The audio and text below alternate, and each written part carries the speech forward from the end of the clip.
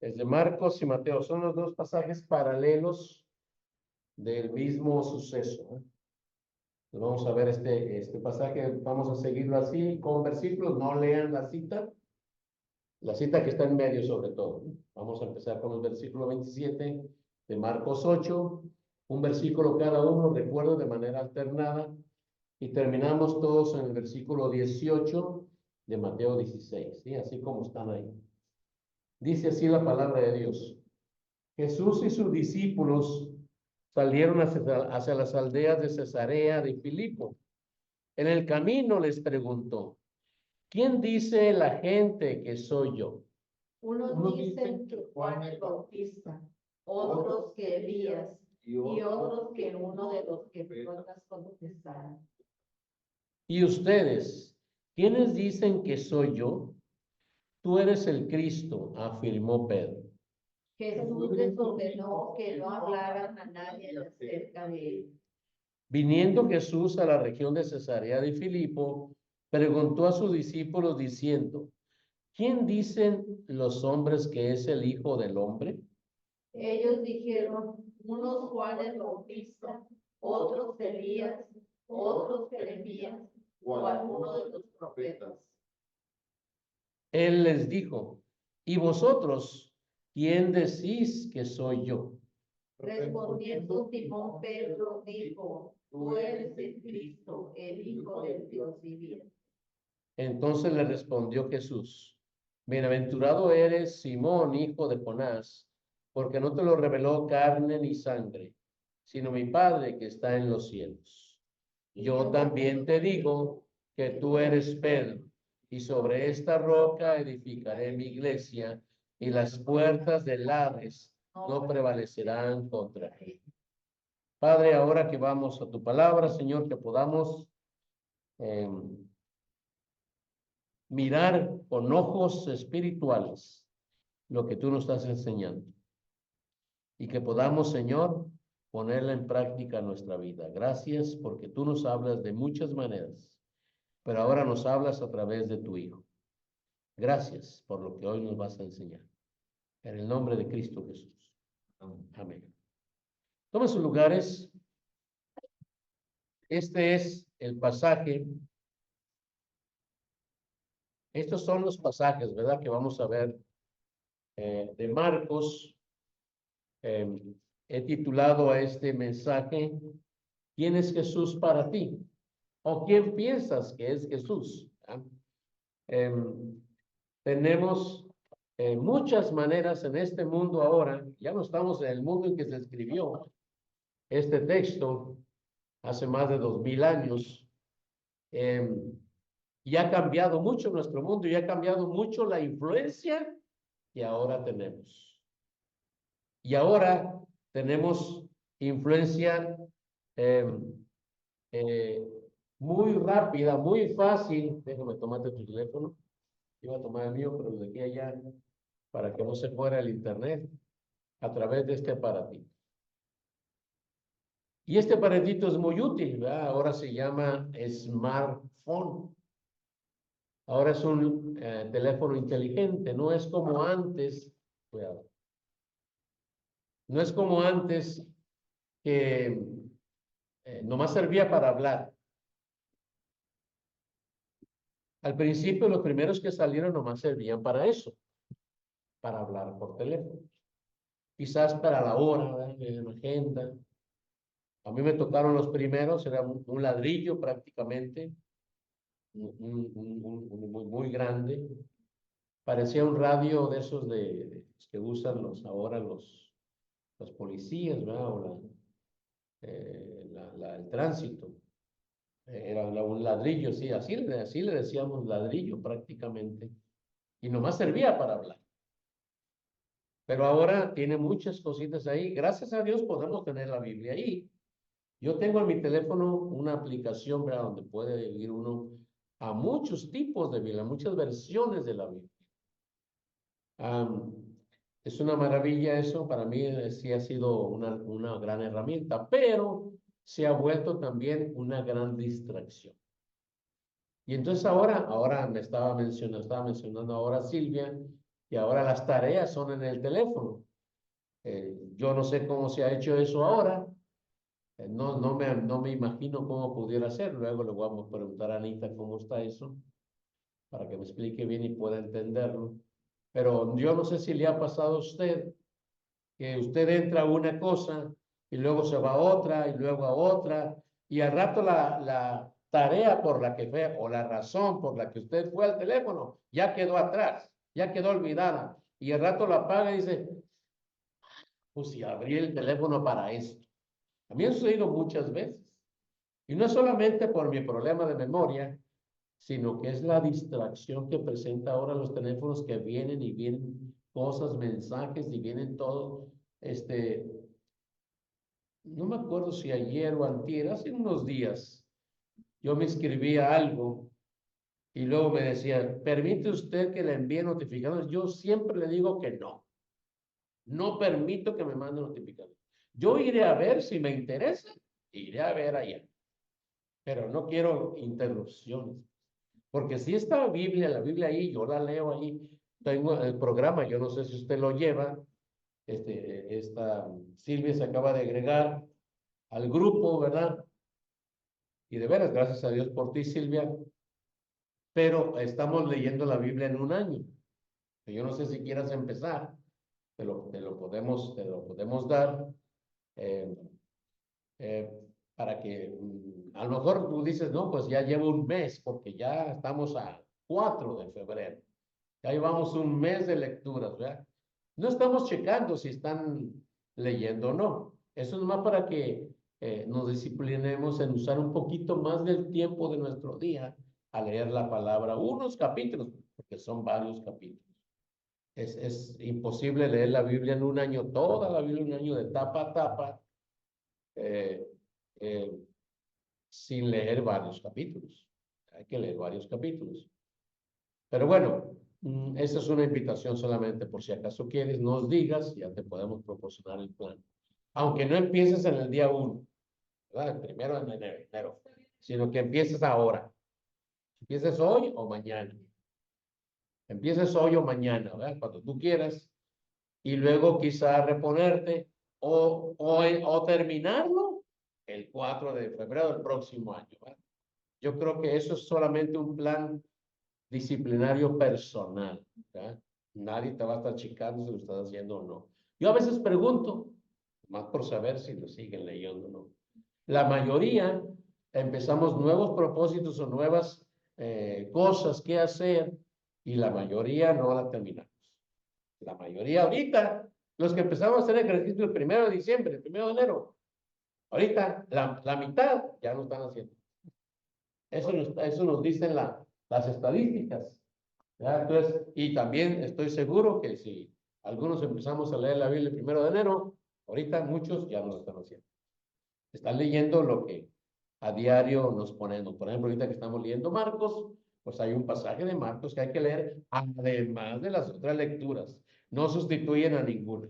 ¿Sí? Esto es otra manera de tener contacto con la palabra de Dios. Entonces, aquí en esta parte vamos a ver este pasaje que ya leímos y pusimos en Marcos 8, 27 al 30, que es el pasaje que vamos a ver ahora. Y leímos también Mateo 16, que es el pasaje paralelo, ¿verdad? Del otro evangelio. Y entonces vamos a ver, a contestarnos la pregunta. ¿Quién dices que es Jesús? ¿Quién dices tú? Esta es una pregunta que Jesús quiso hacerle a sus discípulos. Y pues, si Él la hizo a sus discípulos, ¿no deberíamos de contestándola también nosotros? Si Él consideró importante hacerles esta pregunta a sus discípulos, ¿no será importante que usted se la haga? ¿No será importante que usted la conteste? Porque dicho sea de paso, Dios le escucha. Dios va a escuchar su respuesta. Dios ya la sabe, es más, pero realmente es que Él quiere saber qué piensa usted.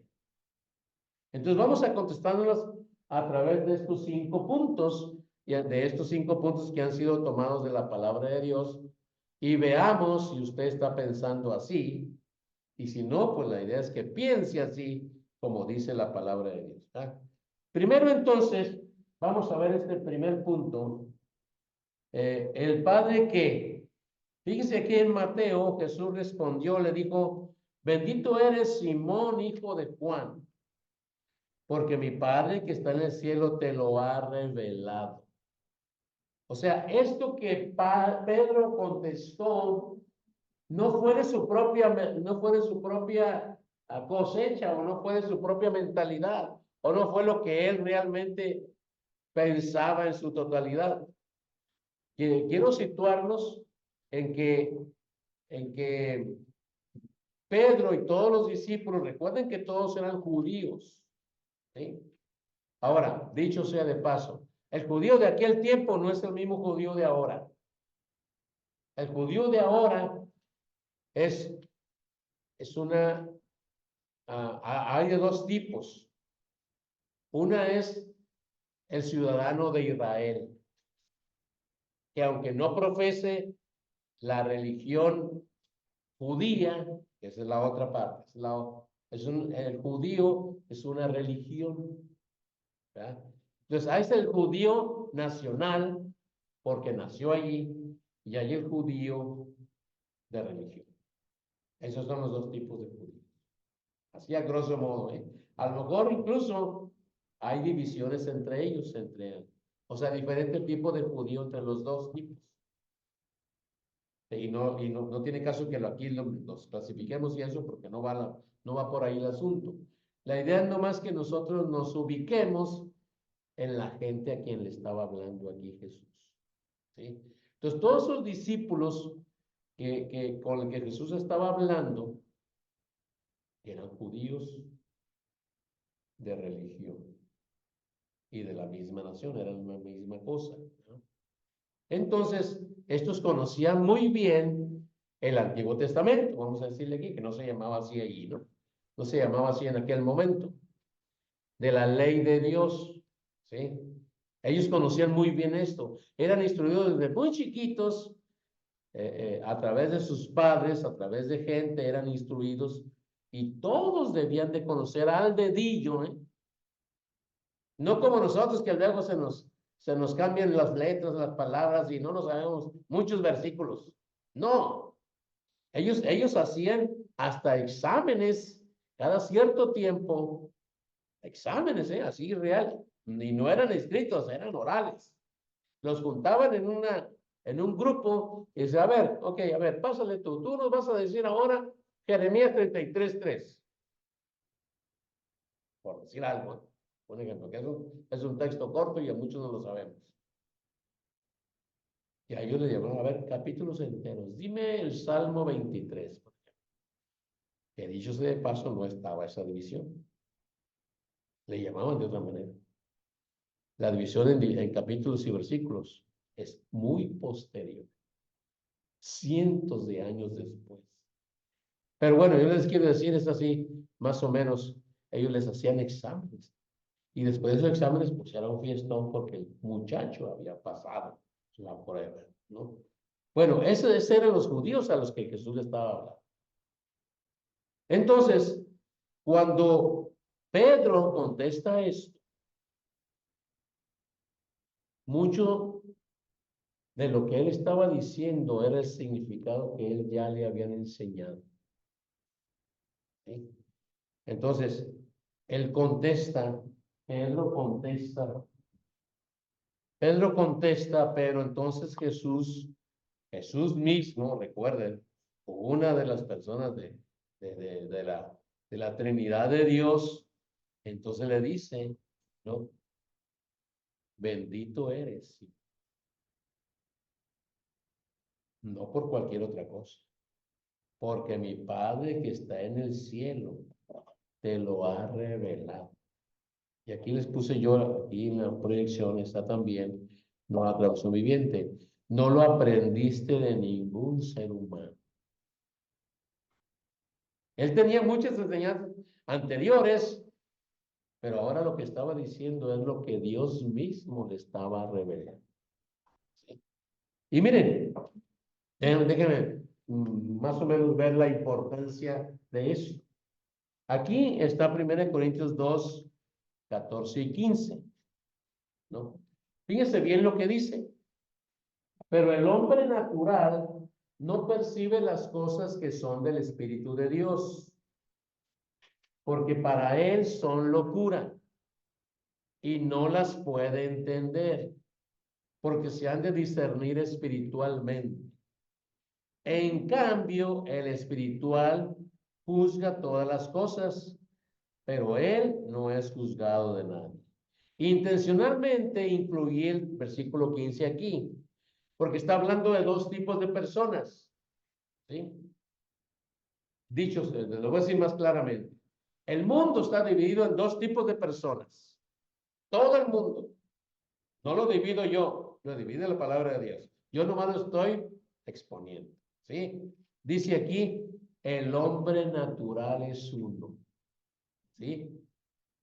El hombre natural. Y el otro, en cambio, el espiritual. El hombre espiritual. ¿Sí? Entonces hay dos tipos de personas. A lo mejor aquí mismo habemos dos tipos de personas. Fíjense, nomás véanse cada uno las caras. Y vea si usted puede distinguir en la cara quién es el hombre espiritual y quién. Obviamente, estamos hablando de hombre aquí en humanidad, en personas. ¿Eh? No está hablando de sexo. O sea, hombres y mujeres naturales y hombres y mujeres espirituales. ¿Sí? Para que no se vaya por la tangente.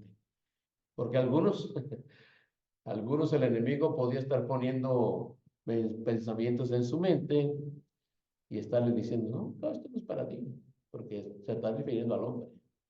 No, no, no, está refiriendo también a usted. Y pues aquí vemos la misma cantidad de hombres que de mujeres, ¿no? Nomás para aclararles. Entonces está hablando de dos tipos de personas. Usted tiene que identificar de cuál es. ¿Usted cuál es? Porque dice que aquí hace una clara distinción. El hombre natural no percibe las cosas que son del Espíritu de Dios,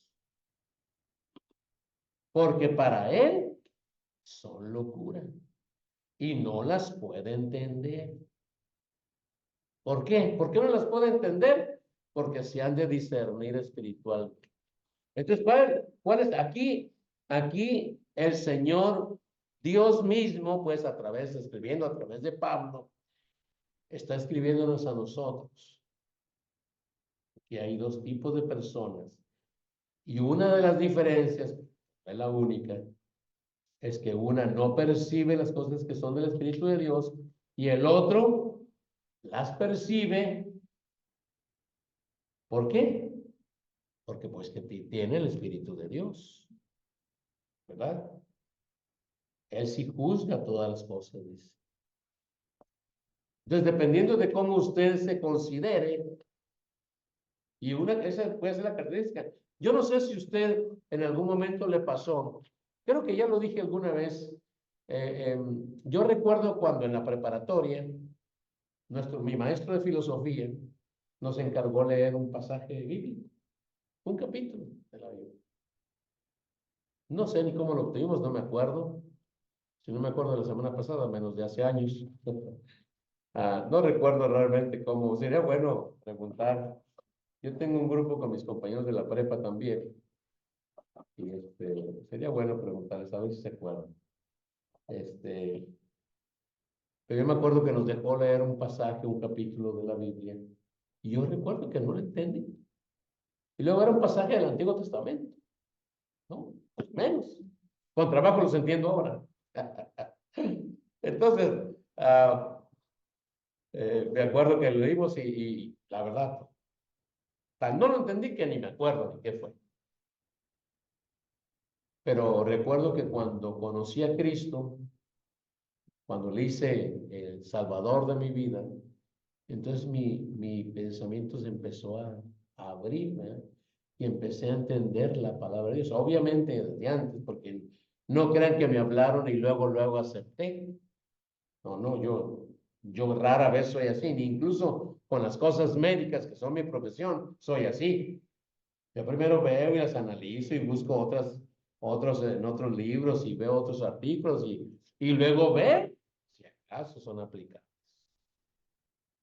No, o sea, y no hago eso con la palabra de Dios. No, leo la palabra de Dios y digo, ok, esto es lo que hay que hacer. ¿Por qué? Porque me lo dice la palabra. ¿Sí? Entonces, es muy diferente cuando tú, entonces, estás seguro que Dios te ha hablado. ¿Sí? Que Dios te ha dicho. Y que entonces, o lo haces o no lo haces. ¿Verdad?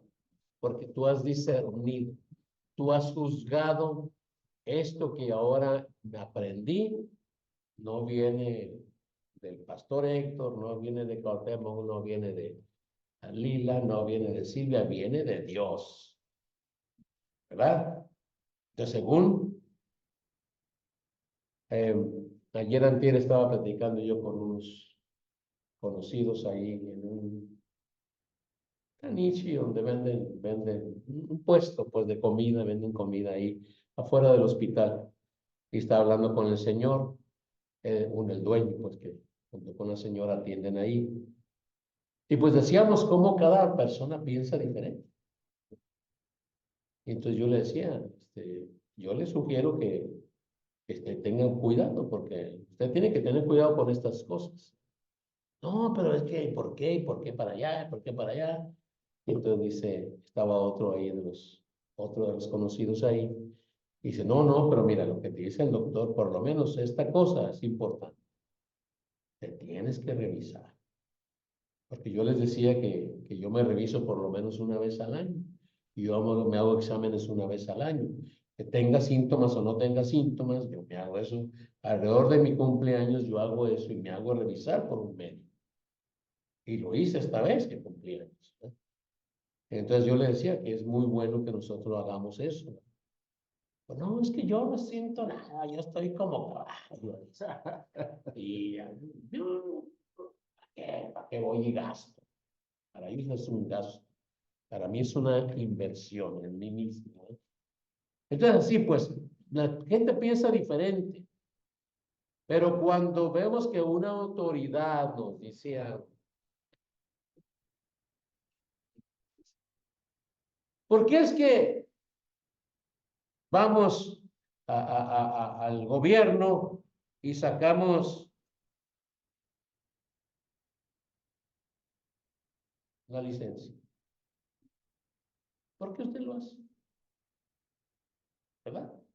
Porque si acaso usted maneja y lo agarra un tránsito y le pide su licencia, le va a echar una multa. Usted esté de acuerdo, no diga, no, es que esto es un gobierno de seres humanos y yo soy un ciudadano del cielo y yo no me debo a ningún rey más que a aquel y yo por eso no saco licencia. Ah, bueno, ok. Muy bien. Venga, va a tener que pagar esta. ¿Le guste de acuerdo? No. Pues hay una autoridad que lo dice, ¿no? Ahora, si es Dios quien lo dice, mira, a mí me encantó mucho la nueva traducción viviente de este pasaje. Fíjese lo que dice. Pero los que no son espirituales, fíjese, me gusta la versión porque como que es un poquito más claro. Los que no son espirituales no pueden recibir esas verdades, fíjese, no pueden recibir estas verdades de parte del Espíritu de Dios. Los que no son espirituales no pueden recibir estas verdades de parte del Espíritu de Dios. Todo les suena ridículo. ¿Cómo lo mencionan? Y no pueden entenderlo. Porque solo los que son espirituales pueden entender lo que el Espíritu, fíjense bien que está en mayúscula, quiere decir. Usted tiene que ver cómo amor está yendo con lo espiritual. Correcto. Si usted no está entendiendo, ¿qué pasa? Si usted no entiende las leyes de tránsito, voy a seguir con mi ejemplo porque es muy bueno. Y usted se pasa las luces rojas. Usted dice, no, mi carro, pues no voy a chocar, pues me paso. ¿No? Les voy a dar un ejemplo muy claro. Este viernes, yo me pasé un alto en la carretera internacional. Lo vio Silvia. Se dio cuenta, pero ahí va. Y yo puedo decir, es que no venían carros. Pero si un tránsito me agarra, me va a poner una multa. Aquí no dice que si usted no ve carros, hácese. No dice. Y le digo, es una manera de pensar. No le voy a decir lo que yo voy a contestar porque ya tengo mi respuesta. Yo me pasé un alto. Ya estoy de acuerdo, no, ya sé que lo vio, no, me pasé un alto. Y el tránsito me puede levantar una multa. Y usted va a ir a pagar, le parezca o no. Porque cuando vaya a sacar las placas, además en estas fechas ya debe usted ir a sacar eso, o a ir a pagar los derechos de por qué, ya no se llama tenencia, ya le cambiaron el nombre, pero es una tenencia. Los derechos de portar un carro, ahí va a salir, porque todo eso lo juntan, va a salir. Aquí debe esto, y se lo van a sumar. Usted lo va a tener que pagar a fuerzas y a fuerzas. Es la autoridad. Pero aquí Dios le está diciendo entonces, y si usted no entiende bien la palabra de Dios, pues quizá usted no es un hijo espiritual, no es un hijo de Dios. Pedro recibió esta información y él repitió la información que él cuando Jesús les preguntó y prácticamente se la había apropiado. Tú eres el Cristo, el Hijo de Dios viviente. Fue su declaración. Pero aquí Jesús tuvo que aclarar que eso no venía de él mismo, sino que el Padre se lo había revelado. Y es así como tú y yo necesitamos vivir. Tenemos que vivir de lo que Dios nos ha revelado, no de lo que el pastor le ha dicho, no de lo que el hermano le ha dicho, no de lo que fulanito, sutanita o mi tía y menganito me ha dicho, sino lo que Dios me ha dicho. Por eso usted debe ir a la palabra de Dios. Venga o no venga culto a la iglesia. Dios le va a decir, allá cuando se presente con él, le va a decir, ¿qué hiciste con lo que yo te mandé? Le va a pedir cuentas. Inexorablemente usted se va a enfrentar al Dios Todopoderoso y decir, a ver, ¿qué hiciste con todo esto que yo te di? Y usted no va a poder decir, es que el pastor no me dijo. Es que mi maestra de escuela dominical no me dijo. O mi maestra sabatina, ¿no? Le digo a sabatistas, no me dijo. Usted no va a poder eso. Porque Dios nos ha dicho ya. Esta es la palabra de Dios. Está inspirada en él. Él mismo la inspiró. Y que es útil. Y que debemos primero leer esto. Primero estudiar esto. Y después comer. Eso dice Mateo 4:4. No solo de pan vivirá el hombre, dice, sino de toda palabra que sale de la boca de Dios. Pero estoy seguro que la mayoría de ustedes primero es el pipitín. Seguimos un dicho que anda por ahí, no sé si lo han escuchado. Primero comer que ser cristiano.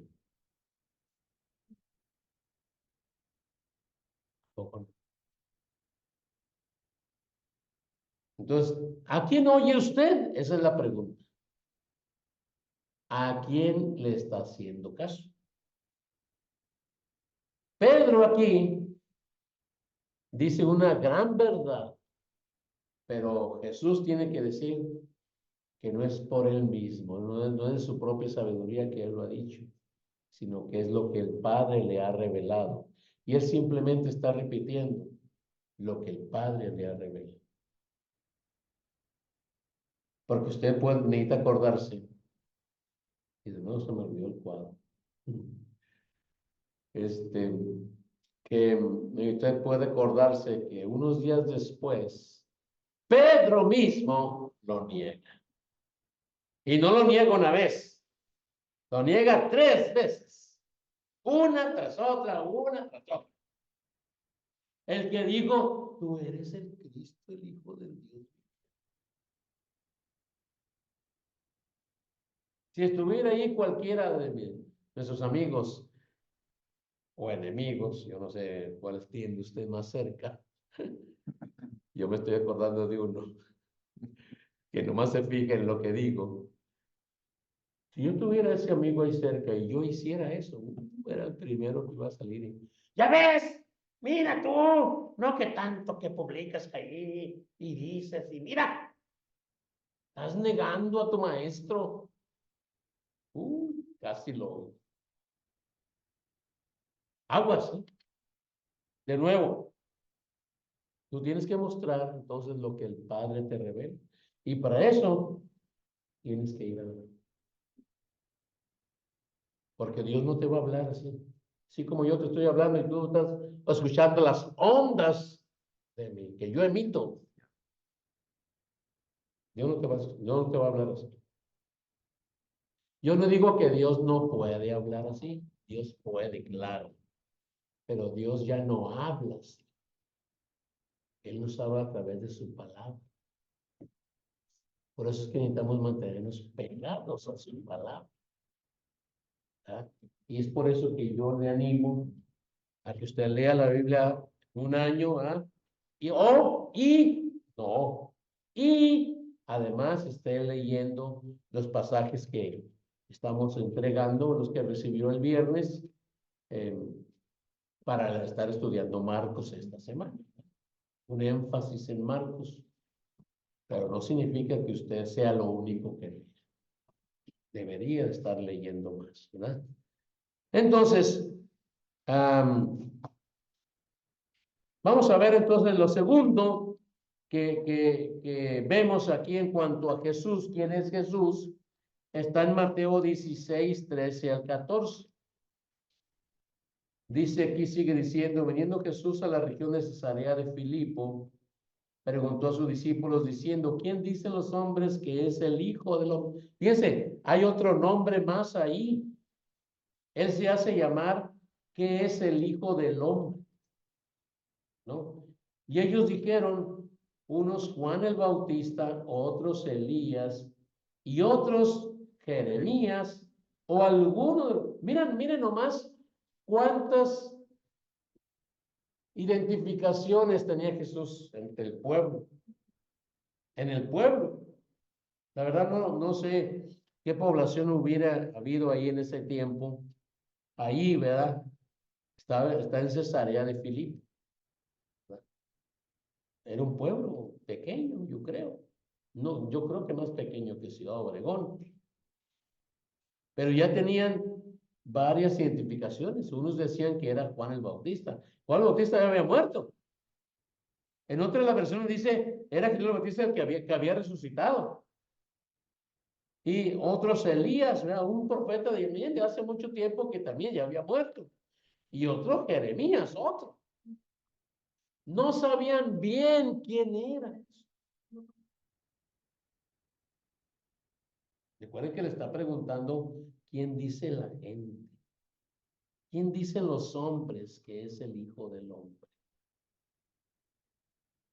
Entonces aquí podemos ver que Jesús está diciendo, la palabra está diciendo que Él es hombre. Y aquí esto nos ayuda a nosotros. A ver, entonces, ¿Dios es hombre? Perdón, ¿Jesús es hombre?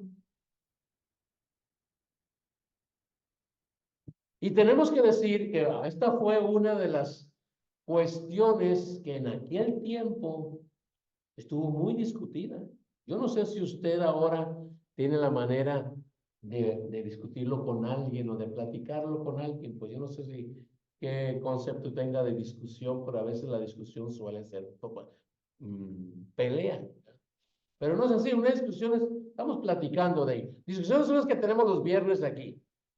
¿Sí me explico? Cuando estamos estudiando Marcos y decimos, a mí me parece esto, a mí me parece aquello, eso es una discusión. No tiene que haber palabras en alta voz ni altisonante, ¿verdad? Simplemente estamos platicando un asunto. Entonces, yo no sé si usted tiene la posibilidad de discutir, platicar esto con alguien, ¿verdad?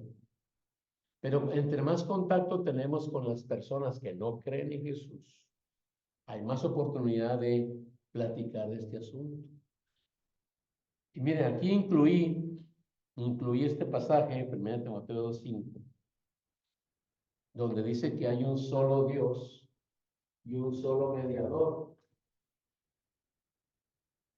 Hay un solo Dios y un solo mediador entre Dios y los hombres. Se dice Jesucristo hombre. ¿Por qué? Yo no sé si usted se ha preguntado esto, pero ¿por qué dice eso? ¿Por qué lo llama Jesucristo hombre? ¿No? Y entonces tenemos que irnos a la historia y recordar que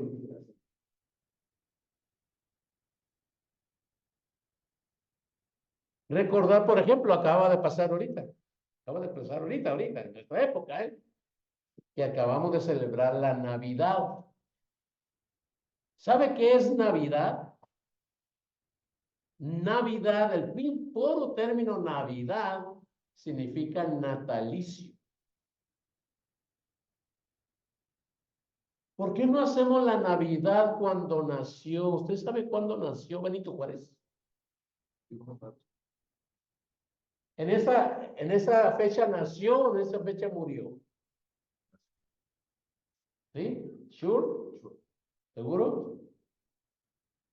¿Por qué no hacemos la Navidad el 21 de marzo? Vamos a tomarlo como que sí es así. ¿Por qué no celebramos Navidad el 21 de marzo? O bueno, no sé, a mí se me hace que es más famoso Miguel Hidalgo y Costilla, porque celebramos el 15 de septiembre. ¿Por qué no celebramos Navidad cuando Miguel Hidalgo y Costilla hizo eso? ¿Ven? O sea, ¿por qué es tan importante celebrar Navidad el 25 de diciembre o el 24 de diciembre? Entonces, esto solamente es para darnos cuenta que Jesús nació. Jesús fue hombre igual que tú y yo. Él tuvo características de hombre. Hay ahorita ya se nos fueron a la mitad de la multitud. Pero, ¿saben cuál es el versículo más corto de la Biblia? ¿Alguien de ustedes lo sabe? ¿Usted lo sabe, Silvia? El versículo más corto de la Biblia muestra la humanidad de Jesús. ¿Sabes qué dice el versículo más corto de la Biblia? Dice, Jesús lloró. Ese es el versículo más corto de toda la Biblia. Jesús lloró. No me pregunte bien dónde está, no me acuerdo. Es de Juan, pero no me acuerdo cuál es. Creo que es Juan 14 o Juan 11. Jesús lloró. Fíjense qué curioso. El versículo más corto de la Biblia muestra la humanidad de Jesús. Porque ustedes creen que... No, claro que no. ¿En dónde? No, en el huerto no. Es cuando llegó con Lázaro. Por su amigo Lázaro. No es en el huerto. Ahí no lloró. Sudó sangre. No lloró sangre. Sudó sangre. Bueno, no para que vean, el versículo más corto de la Biblia muestra la humanidad. ¿Por qué? ¿Dios llora? ¿Ustedes creen que Dios llora? Allá, tras de cámaras allá, usted que va a ver el video acostado en su camita o en su sentadito en su sillón, ¿usted cree que Dios llora? ¿Ustedes creen que Dios llora? No hay un versículo en la Biblia donde diga que Dios llora. Pero bueno, Dios llora porque Jesús lloró. ¿No es así? ¿O no es Jesús Dios? Es el único pasaje donde muestra la humanidad de Jesús. Jesús lloró. Jesús lloró al ver cómo la gente, cómo sus dos amigas lloraban, estaban llorando porque había muerto su amigo Lázaro. Y que él, a propósito, tardó en venir, porque él ya sabía lo que iba a pasar. Él ya sabía que iba a levantar a Lázaro de los muertos. Él quería solamente aprovechar el suceso para glorificar a Dios a través de lo que él iba a hacer. Levantar a Lázaro. Algunos se preguntan si Lázaro ya no murió de nuevo. ¿O qué pasó con Lázaro después de ahí? ¿Ustedes no esperarían, no sé, algo fenomenal, algo muy, ah, no sé, o sea, muy exuberante, algo grande, pues, de Lázaro después de regresar de los muertos? ¿Qué haría usted si usted regresara de los muertos? No me lo conteste. Piénselo. ¿No esperaría que Lázaro hiciera algo extraordinario, algo sensacional, algo maravilloso, simplemente por haber revuelto de la muerte? ¿No le parece? Curiosamente no se oye, en la Biblia no dice nada más de Lázaro. Simplemente que fue resucitado. Pero bueno, ese no es el tema. Yo nomás lo quiero que agarremos una enseñanza de ahí. El tema es la humanidad de Jesús. Jesús lloró. Jesús se cansó. Jesús tuvo hambre. Jesús dijo que las guaridas tienen sus zorros, las guaridas tienen los zorros tienen sus guaridas y las aves los nidos, y que él no tendría dónde recostar su cabeza. Significaba que él quería recostar su cabeza y no tenía dónde. ¿No es así? Él se cansó y pues él lloró. Él se puso triste ante la falta de fe de la... Él era humano. Él fue 100% humano. No 50% hombre y 50% Dios. No. Él fue 100% hombre y 100% Dios. Lo que pasa es que eligió no usar las capacidades que él tenía, porque él venía para cumplir un mandato. Yo imagino que él, bueno, yo creo, ¿no? Si yo pienso como humano que soy, obviamente yo no soy divino, pienso que ha de haber sido un poco difícil para él decir, este lo quiero, Pensando como humano, ¿no? Ay, cómo quisiera degotear el cuello a este amigo, pero me tengo que aplacar.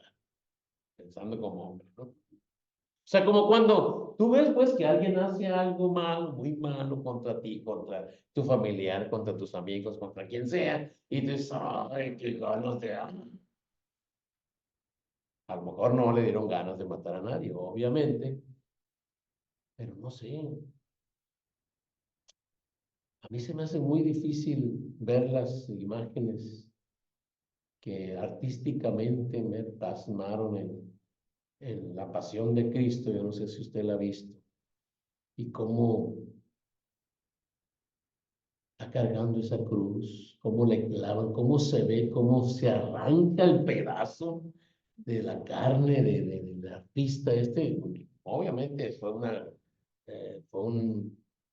una ilusión, ¿verdad?, óptica o visual, ¿no? Un truco, pues, cinematográfico. Pero cómo se arranca y cómo sangra, ¿no? Ay, me imagino que ha haber sido muy difícil para Jesús, siendo Dios, consciente de su poder, y decir, "Cálmate, es necesario que pase". Y sí, ¿verdad? Ahorita que recordaba Silvia este suceso en el Getsemaní, él estaba orando. Y yo creo que estaba sufriendo, todavía no empezaba lo grave, tan estaba sufriendo que él decía, la oración de él fue, Señor, si es posible, que pase de mí esta cosa, si es posible. Yo me imagino en la humanidad de Jesús. Yo me imagino que la otra parte, pues yo creo que por eso estaba luchando. Otra parte quería decir, ya, quiero arrasarlos a todos estos, ya me tienen atacado. Si fuera Héctor, ¿no?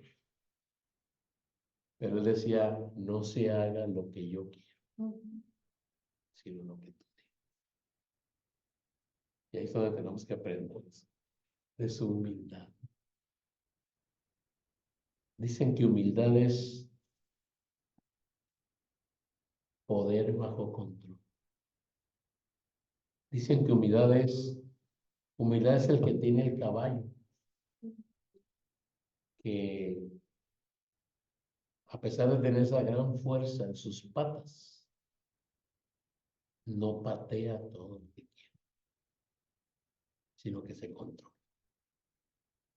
Eso, eso es humildad. Poder bajo control. Eso es mansedumbre. Y eso es lo que Jesús tenía. Entonces Jesús es hombre, sí, Jesús es 100% hombre, ¿verdad? Y eso es lo que miraban aquí. Entonces, toda la gente miraba esto. Y sí, y qué bueno, porque eso es lo que quería Dios que miraran, su humanidad. Y que, como dice Pablo después, podamos entender que tenemos un sumo sacerdote que sufrió todo junto con nosotros, pero que no pecó. Y que sí se puede. Entonces sí se puede, dependiendo de Dios, no caer en pecado. Lo otro lo vemos ya entonces en la contestación de Pedro.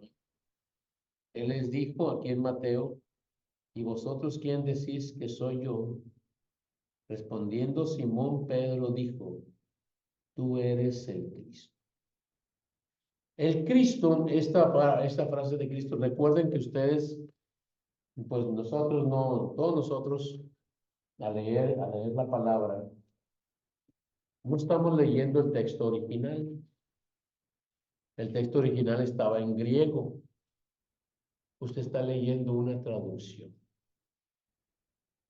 Esta palabra del Cristo realmente decía el Mesías. Y a lo mejor para usted y para mucha gente ahora en la actualidad no tiene mucha importancia, pero para los judíos era muy significativo identificar eso. porque el Mashiach era algo muy prometido desde mucho tiempo, muchos años, cientos de años antes. Y entonces, el decir esto era reconocer que Dios mismo pues estaba enviando a su ungido. ¿Ya? Eso significa Mesías o el Cristo, el ungido. O sea, el enviado de Dios para salvar al mundo. El problema era, yo no sé si usted se ha dado cuenta de esto, pero la verdad es que hay varias realidades. Hay varias realidades. Una realidad es la que está ocurriendo aquí, yo hablándole a ustedes. Pero otra realidad es la que está usted obteniendo, ¿verdad? Porque a lo mejor, yo por ejemplo, mi realidad es yo hablándole a ustedes, yo hablando. Pero su realidad es usted escuchando. Y luego, en la realidad, otra realidad es lo que usted está entendiendo, que puede no ser lo mismo de lo que yo le estoy diciendo. ¿Sí me explico? Y luego, finalmente, viene otra realidad, la que usted toma cuando usted actúa con esto que le estoy diciendo. Si usted ha jugado al teléfono descompuesto, usted se va a dar cuenta de eso. Una persona en la fila dice algo y no es lo mismo lo que la persona al final de la fila está diciendo que dije. En el transcurso de varios, no sé, minutos o segundos que hayan pasado, depende de la cantidad de gente que sea, el mensaje ya cambió. Igual estoy pasando aquí. Yo le estoy tratando de decir algo. ¿Por qué cree? Ah, y quizás sea muy diferente lo que usted está captando. Esa es su realidad. Y luego yo al rato le voy a decir, acuérdense que el domingo les se los dije. Y usted va a decir, no me acuerdo. ¿Cuándo dijo eso? ¿Sabe por qué yo uso la proyección? Usted puede ver muchos mensajes en internet, en YouTube, gol para el YouTube. Y usted ve que muchos predicadores no usan la proyección. ¿Sabe por qué yo la uso? Porque a mí me enseñaron en, el, en, el, en un curso de docencia que llevé, de enseñanza, que entre más sentidos pongamos en la enseñanza, es mejor el conocimiento que se nos queda, ¿verdad? Entonces, si yo uso la voz, usted está usando el sentido del oído, pero si además hay una imagen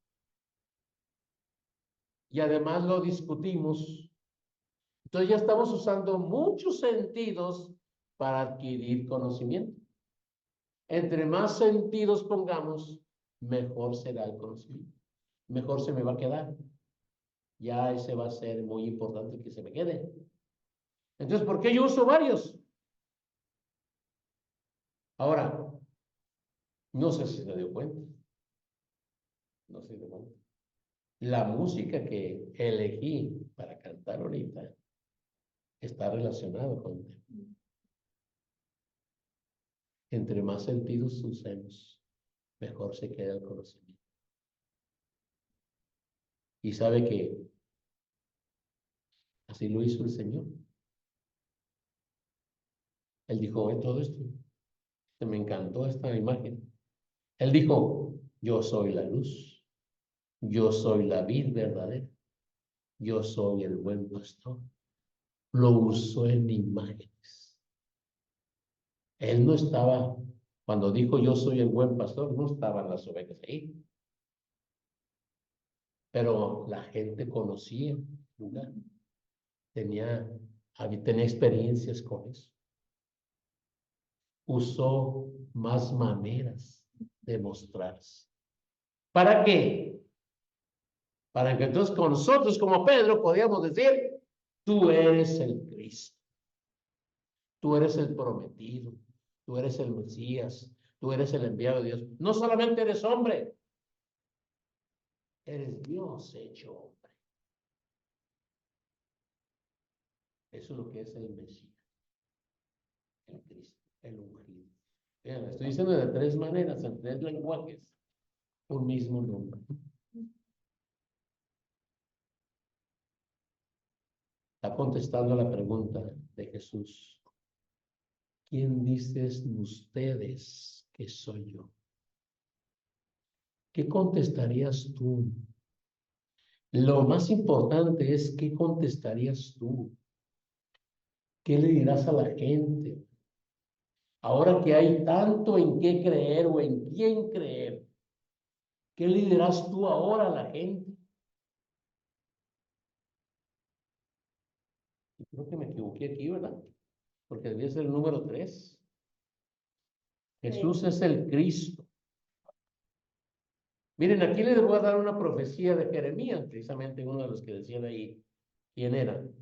Vienen días, afirma el Señor, en que de la simiente de David haré surgir un vástago justo. Él reinará con sabiduría en el país y practicará el derecho y la justicia. Fíjese bien cómo está diciendo. En esos días, Judá será salvada, Israel morará seguro. Y este es el nombre que se le dará. El Señor es nuestra salvación.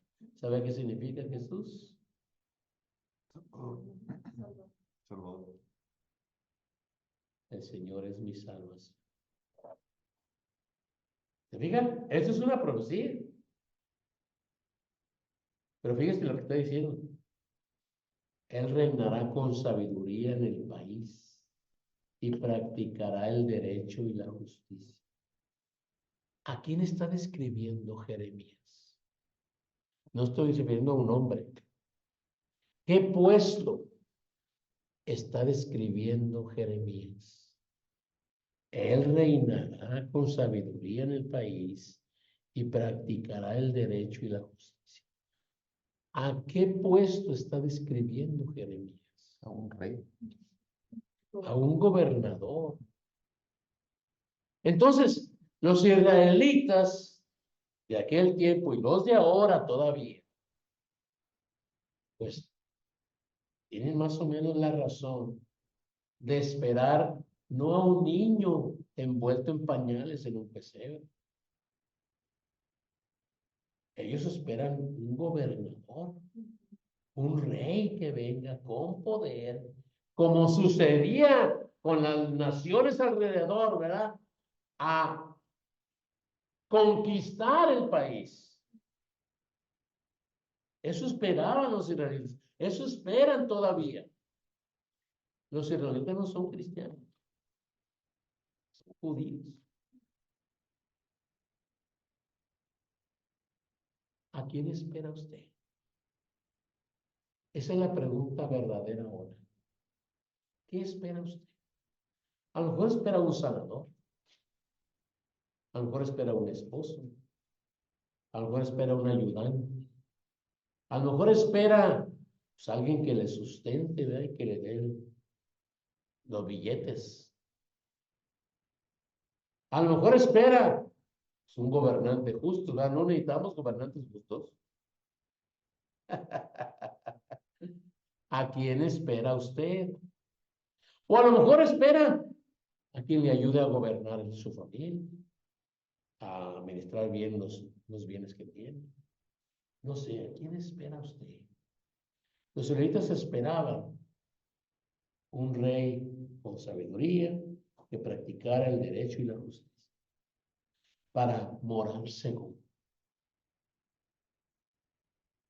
Todavía lo están esperando. Jesús ya vino. Jesús ya dio muestras. A nosotros nos parecen muy claras, pero para ellos no tan claras. Jesús es el Hijo del Dios viviente. ¿Va? Sigue diciendo en otra parte, en otra versión, el texto paralelo de Mateo. ¿Quién dicen los hombres que soy yo? No dice lo mismo que Reina Valera. Tú eres Cristo, el Hijo del Dios viviente. No es lo mismo que dijo Marcos, perdón. ¿No? Marcos nomás dice, tú eres el Cristo. Pero Mateo dice que dijo, tú eres el Cristo, el Hijo del Dios viviente. Ah, ahora resulta que Jesús era el Hijo de Dios. O sea que no es nomás una fiesta, ¿no? Usted está celebrando el nacimiento del Hijo. Lamentablemente por eso a María se le ha llamado la Madre de Dios. Ahora resulta que hasta Dios tiene madre.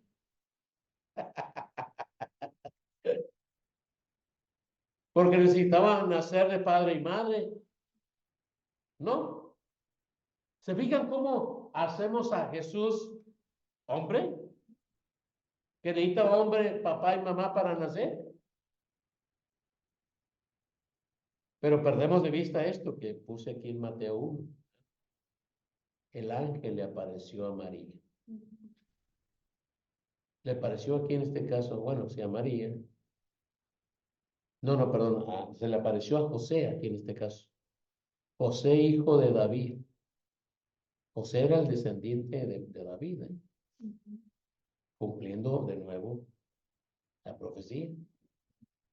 No temas recibir a María por esposa, porque ella ha concebido por obra del Espíritu Santo.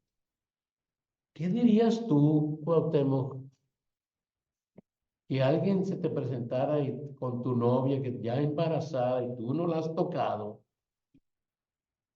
¿Está embarazada? ¿Cómo ves? Te sería difícil, ¿no? Para que no sueltes otro sermón. Te sería fácil o difícil creer eso, ¿verdad? Imagínense José, ¿no? Dará a luz un hijo, le pondrás por nombre, no, y le tienes que poner el nombre que yo te digo. Porque él salvará. Vean si no, Jesús está cumpliendo involuntariamente o no. Bueno, no involuntariamente, porque él dice Pablo que él se ofreció voluntariamente. Pero bueno, él no decidió pues eso. Fue enviado. Él obedeció. Y te está cumpliendo la profecía. Él es el Hijo de Dios, sí, así es, el Hijo de Dios. Pero es él mismo. ¿Se fija la dificultad en tratar de entender cómo Dios es un Dios en tres personas? No son tres dioses en uno. Es un Dios en tres personas.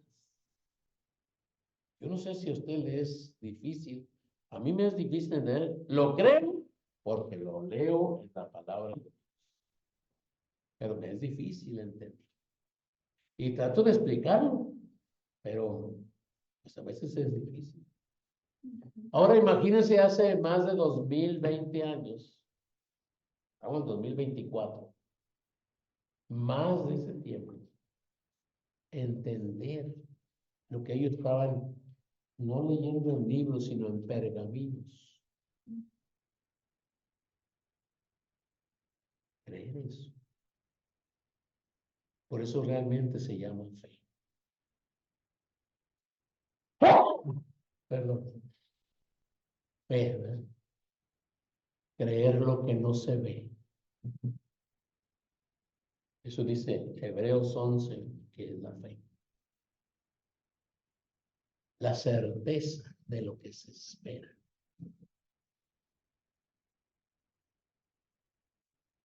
Jesús es ese Hijo de Dios, ¿verdad? Que cumple las profecías. Y que entonces podemos decir con certeza que Él va a cumplir lo que Él dijo que iba a ocurrir. ¿Verdad? Por eso es que tú y yo podemos estar seguros, por eso es que tú y yo podemos caminar seguros, por eso es que podemos ir con cualquier persona y decirle, mira, este es el Hijo de Dios. Yo lo creo, yo lo he vivido, yo lo confieso y yo he notado su poder en mi vida. Tú también puedes. ¿Por qué no crees? Por último, y no porque sea lo menos importante, termina Jesús diciendo, yo también te digo que tú eres Pedro, y sobre esta roca edificaré mi iglesia, y las puertas del Hades no prevalecerán contra ella. Este es uno de los pasajes donde claramente Jesús dice que va a edificar su iglesia. Y obviamente quiero aclararles, porque está empleando un término de construcción, pero no se refiere a una construcción. ¿Sí? Edificar es un término de albañiles, o de ingenieros civiles, o de arquitectos, digámoslo así, ¿sí? Pero el término iglesia no se refiere a ningún edificio. La iglesia no es este cuarto, no es este edificio. La iglesia son las personas. Aquí realmente debería de decir, ¿se acuerdan? Acuérdense de la traducción. Realmente debería decir, edificaré a la gente que se reúne en mi nombre. ¿Verdad? Y edificar, desarrollar, capacitar, instruir, eso significa edificar. ¿Sí? Entonces, nosotros tenemos que tener claro que nuestra iglesia no está fundada en el pastor, no está fundada en la iglesia, en la familia pastoral, no está fundada en los cimientos de este cuarto. Nuestra iglesia es un grupo de gente que está fundada en la roca verdadera, o sea, en Cristo Jesús. ¿Sí? Aquí, lamentablemente, este pasaje y el paralelo de Marcos tiene un problema, o mejor dicho, el pasaje no tiene un problema. La gente que ha leído este pasaje ha tenido problema en entender, ¿no? Precisamente quizá porque Jesús empleó este lenguaje así, este lenguaje semántico o de significado, ¿sí? Entonces, cuando habla de Pedro, Pedro significa piedra, pero hay tamaños de piedra. La palabra que significa piedra aquí significa arenilla. O sea, es la piedra, por ejemplo, que se emplea cuando se hace los cimientos, ¿verdad? Las vigas, las columnas, ¿verdad? Esa es la piedrecilla. A eso significa Pedro. Pero cuando él dice sobre esta roca, entonces cambia la cosa. Roca se refiere a una piedra grande.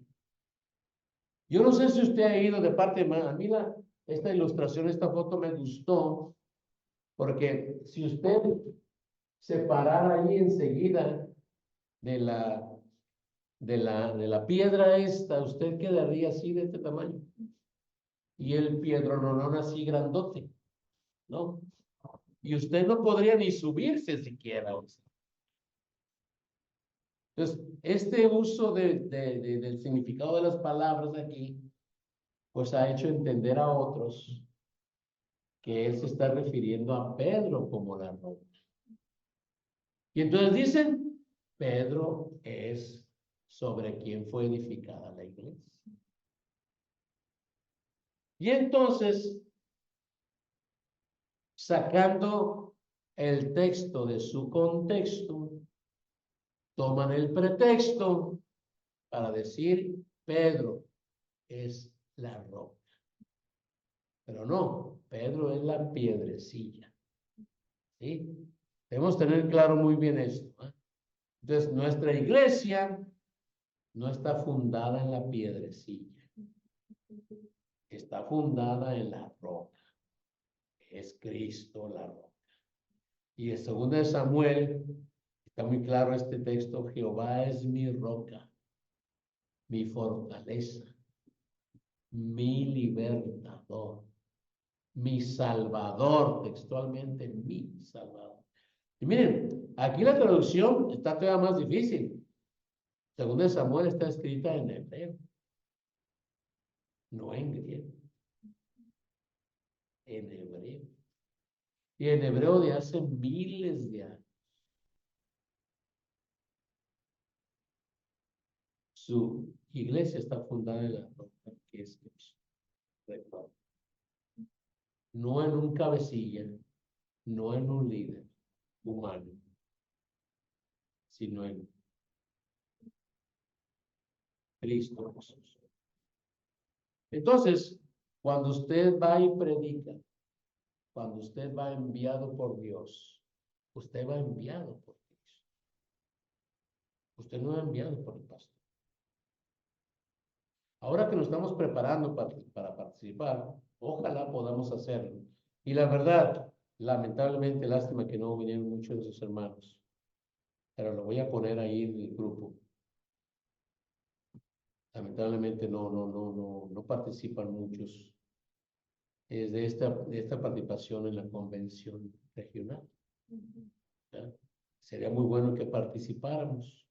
Ojalá pudiéramos hacer las dos cosas a la vez, ¿ya? Nuestro programa de aquí, del Día del Amor y la Amistad, y de participar allá el mismo día. Una de las posibilidades es cambiarlo, porque no hacemos nuestro programa para el próximo sábado, programa del amor y la amistad, antes de que sea el día que el mundo celebra, que la ciudad celebra, celebrar nosotros. No sé si tengamos el mismo beneficio, ¿verdad? Podríamos buscarlo, piénsenlo, oren y véanlo. Y para que el 17 no tengamos dificultad en ir a participar con la convención, ¿eh? No juntar dos cosas, ¿eh? Pero bueno, esto es aparte, habrá que orar y pensar. Yo quiero que por lo pronto ustedes ahorita se fundamenten en lo que Dios nos está diciendo a través de su palabra, ¿eh? Su iglesia está fundada en la roca, en Cristo, ¿ya? Dios, Jesús hombre, Jesús Dios, y en el llamado que Él ha hecho. Cierre sus ojos, incline su rostro, y entonces díganle al Señor, ¿qué va a hacer usted con esto que Dios